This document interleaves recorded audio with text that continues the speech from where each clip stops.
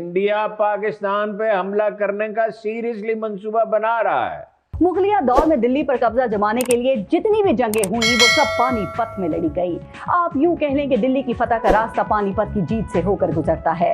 और हम उन्हें दावत दे रहे हैं कि हम अपनी इकोनॉमी भी तबाह कर देते हैं, आपस में भी लड़ते हैं, सियासी एस्टैब्लिश फौज की भी पोजीशन खराब कर देंगे, फौज मुतनाज़ा भी हो जाएगी, मीडिया में भी सारे लोग एक दूसरे के लत्ते लेते रहेंगे। फॉरेन मिनिस्टर हैं डॉक्टर जयशंकर साहब, उनका एक स्टेटमेंट आया है अभी 1-2 दिन पहले कि जी उन्होंने सिक्योरिटी बहुत बढ़ा दी है, लेकिन अब मजीद बढ़ाने की क्या वजह है कि वो जयशंकर साहब कह रहे हैं और बड़े रिस्पॉन्सिबल आदमी है, नरेंद्र मोदी साहब के बड़े क्लोज मेंबर ऑफ कैबिनेट हैं, तो उनका ये कहना है, कोई और कहता तो शायद इतना वो ना होता, लेकिन डॉक्टर जयशंकर साहब कह रहे हैं और है भी बड़े सोच समझदार किस्म के आदमी है। उनसे पूछा गया कि इंडिया को पाकिस्तान पे हमला करना चाहिए, तो मेजॉरिटी ने कहा करना चाहिए। अब इन 22 सालों में तो वो हिजान और वहां बढ़ गया है, हिंदुत्व का असर बढ़ गया, हालात जैसे हैं, और वो ऐलान कर चुके हैं हम अपना कश्मीर और गिलगित बल्तिस्तान लेंगे। डॉक्टर जयशंकर साहब ने एक सवाल के जवाब में बोला गया था कि जब उन्हें ये राहुल गांधी जी का एक आरोप लगा था कि भाई गवर्नमेंट इज स्लीपिंग, गवर्नमेंट को पता ही नहीं चाइना में क्या हो रहा है, चाइना हमारा 20,000 किलोमीटर एरिया खा गए, उस पर आता हूँ, 20,000 किलोमीटर की भी बात करेंगे थोड़ी।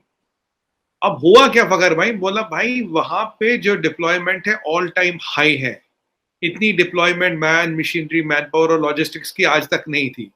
13,000 फीट पे लोग इस सर्दी में अब भी खड़े हैं, हमारे भाई अब भी खड़े हैं।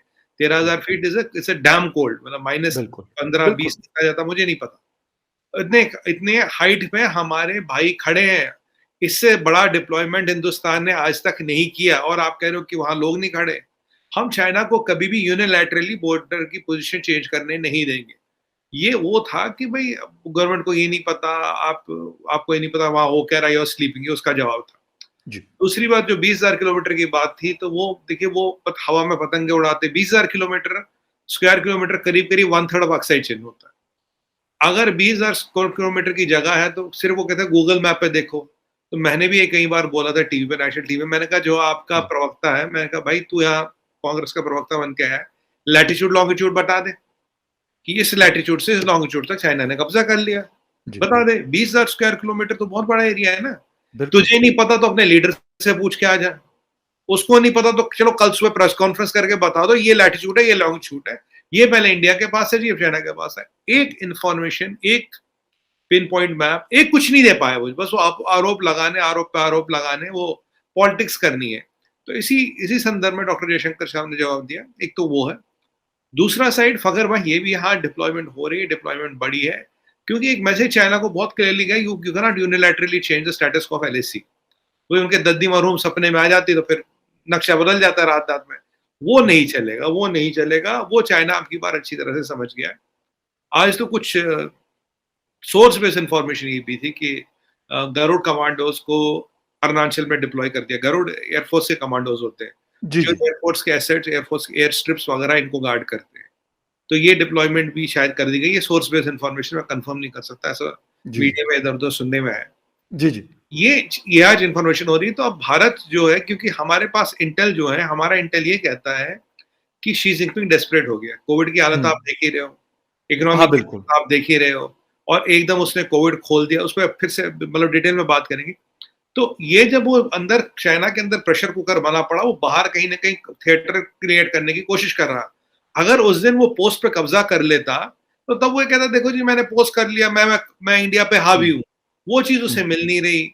अमेरिका ने उसे टाइट कर रखा है, सब कंट्री, रशिया उसे हेल्प कर नहीं रहा, आजकल रशिया अपने लपड़ों में फंसा है। तो नॉर्थ कोरिया की फुलझड़ियां काम आ नहीं रही, रॉकेट वॉकेट छोड़ा रहा, किंग में वैसे बस छोटे रॉकेट, ज्यादा रॉकेट है नहीं उसके पास।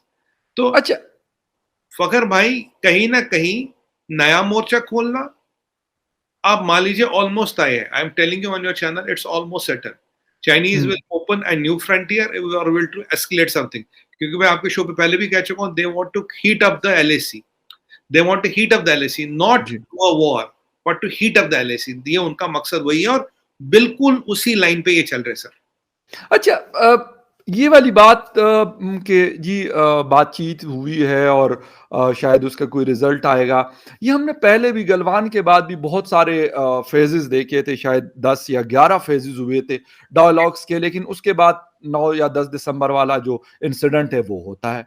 और अब हम ये भी सुनते हैं आप जैसे और बहुत सारे दोस्तों से कि जी ये कोई एंड नहीं हो रहा इन चीजों का, इससे ज्यादा भी कुछ हो सकता है।